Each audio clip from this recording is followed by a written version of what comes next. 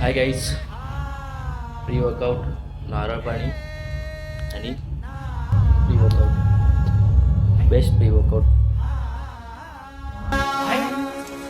अरे दुश्मन असू दे गनीम असू दे किती बी हुशार,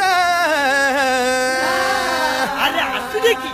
अरे दुश्मन असू दे गनीम असू दे किती बी हुशार.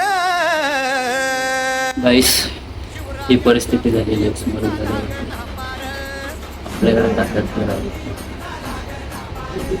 हे लागना पार, लागना पार, अरे लागना पार, लागना पार.